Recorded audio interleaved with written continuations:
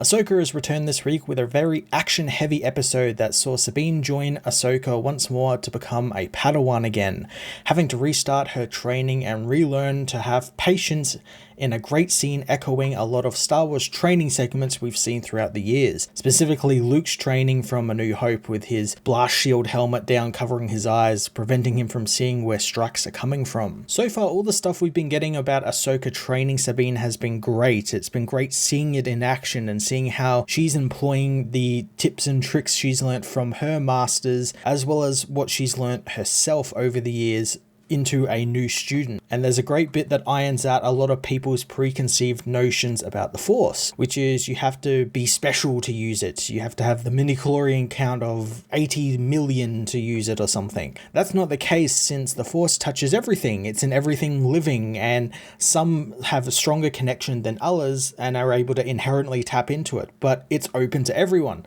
especially if you've trained a little bit in the Force, which is what Sabine is doing, and she's trying to get that connection going again and trying to find herself to use the Force. And I wouldn't be surprised if she actually does use the Force in some small way by the end of the series. It returns the concepts of the Force and what it is back to the roots George Lucas set out for it during the original trilogy, and kind of jettisons all of that crappy midi-chlorian small symbiote parasite crap he developed for the prequels, which was never really any good. Ahsoka and Sabine's mission puts them on the trail of Morgan Elsbeth again, having followed Hera's tracking device to the Denab system and the planet Cetos. It's here the heroes find Morgan's big secret, the hyperspace ring she has been constructing, and it is absolutely confirmed to be a big hyperspace ring for something very big, and it's specifically being built the way it's being built so it can travel across universes. I didn't actually expect to get to this point so early on in the season, as the building of, a big secret weapon or a secret lab or something is usually sort of drawn out, or is like a B plot for a little bit as it builds up in the background, then there's the big reveal. So to get it only 3 episodes in is quite interesting. The heroes turning up here also causes all sorts of trouble as Shin and Marok are sent to attack the ship, and most of the episode is Ahsoka and Sabine evading the enemy ships and fighting back against them. It's a pretty fun sequence, since it gives Sabine a chance to employ the teachings Ahsoka has spent the first couple of minutes of the episode teaching her, and there's no better way to test someone's skills than under pressure. Director Steph Green also brings in some real Clone Wars action, as Ahsoka ends up outside of the ship in a spacesuit, using her lightsabers to cut up some of the attacking ships. It's something straight out of Clone Wars, and I'm pretty sure there is a Clone Wars episode out there where they are fighting on the bow of a ship while it's out in space.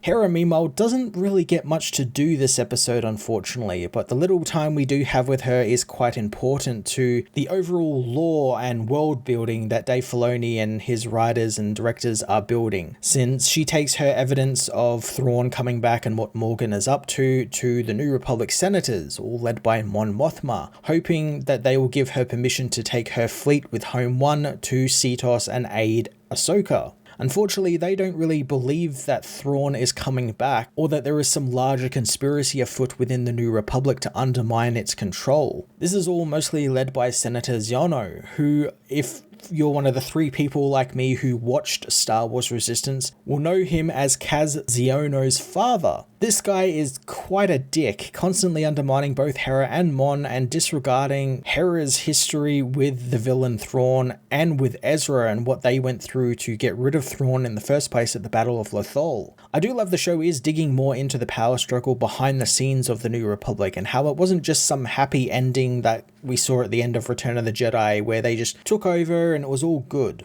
It's also cool seeing these senators trying to use this upheaval of power to get some for themselves, since they know the Senate will obviously be coming back under the New Republic, so they're grabbing all what they can while they can. So it's cool seeing them sort of trying to shore up resources and trying to appease the people and trying to get in their good books to say that, oh, we're good because we gave you guys this fleet when we could have sent it out to war. We're decommissioning fleets and everything. It's quite interesting to have a look at this, and I just hate hate that we get very small droplets of it. I wish we got like an entire show based around just like the office politics of that sort of stuff, since it's really interesting seeing how all these people are getting involved with the subterfuge and lying and all of the politics involved with being a senator. It's just really interesting stuff for me. Hera's short screen time also reintroduces us to Jason, her son, who looks ripped right out of the Rebels cartoon. It's a pretty quick sort of interaction between him and his mother, where he learns that Sabine is going to be a Jedi again and he really wants to be a Jedi, and it's great seeing Hera have to deal with that sort of stuff, since clearly she doesn't want her son to be a Jedi since she saw what happened to Kanan, as well as the life she's been seeing Ahsoka living, where she's kind of living off a ship, just sort of floating around doing things. And I can absolutely see him being trained by Sabine or Ezra some way down the line, but I'm intrigued to see where they're going to take his storyline, whether we'll actually see a lot of him at all, since right now he's kind of a secondary character and not really important to the plot in any way, really. So Ahsoka and Sabine's mission to Cetos ends in a little bit of a disaster as their ship gets damaged by the Eye of Sion and is forced to make a landing down on the planet Cetos. They have to hide out while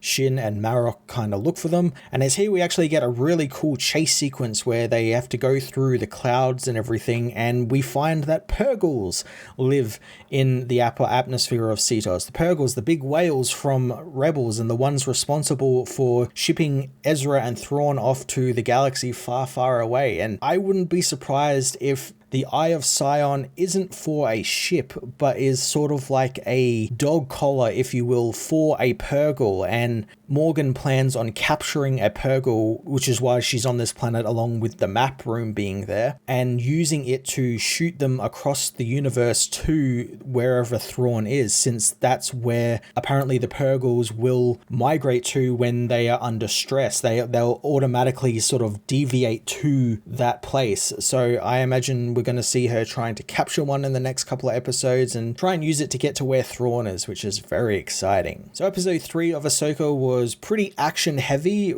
with a little bit of storyline here and there, but really not much that could have been just divvied up with other episodes. The action sequences were great. They looked fantastic. They really went out on the budget on this show. It looks like a movie. It's fantastic. All the chase scenes with the ships and everything was great. It was great seeing Jason Syndulla. It was great seeing him done so well from the cartoon to live action. He translated really well with the green hair and everything. And I liked Sabine and Ahsoka's sort of rapport with one another as their teacher and apprentice, and them getting into the swing of things again. It was quite cool. But again, this probably could have been broken up and peppered throughout other episodes. It didn't particularly need a full episode to itself. It could have just split this up between the first 2 episodes, but it was still really good. I'm going to give this episode a 9 out of 10.